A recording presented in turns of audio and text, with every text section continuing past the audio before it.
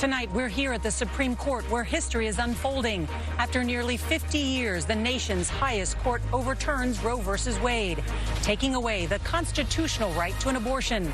Reaction tonight across America. The Supreme Court is illegitimate. Protests and celebrations at the Supreme Court and in every state after the groundbreaking decision. Tonight, the message from the President of the United States. Now, with Roe gone, let's be very clear. The health and life of women in this nation are now at risk. And the reaction from Donald Trump and Republicans. The people have won a victory. The voiceless will finally have a voice. As abortion rights become a central issue in the upcoming November midterms.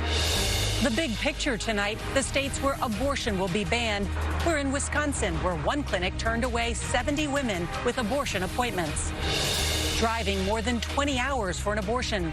We're in a so-called surge state where they expect a nearly 400% increase in patients.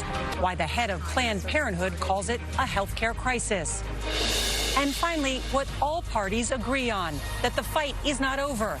The part of Justice Thomas's concurring opinion that has critics worried that access to contraception and same-sex marriage is next. This is the CBS Evening News with Norah O'Donnell, reporting tonight from the Supreme Court. Good evening, and thank you for joining us on this Friday night on a day that changed America. We're outside the Supreme Court after the landmark decision that overturned Roe v. Wade and ended a woman's constitutional right to an abortion. As you can see behind me, demonstrators both for and against the court's decision were quick to react here in Washington and across the country. More than 100 cities have already seen protests or plan to over the weekend.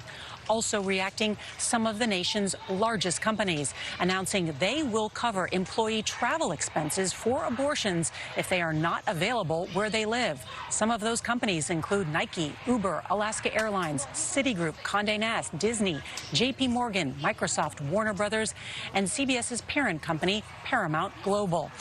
And we also heard from presidents past and present. President Obama called the ruling devastating. Michelle Obama called it horrifying. And President Donald Trump said this gives the rights back to the states as it should have been long ago. We have a team of correspondents across the country tonight covering every angle of this story. We'll start tonight with our chief legal correspondent, CBS's Jan Crawford. Jan, this has been quite a remarkable day. Well, Norah, I mean, Roe versus Wade is one of the few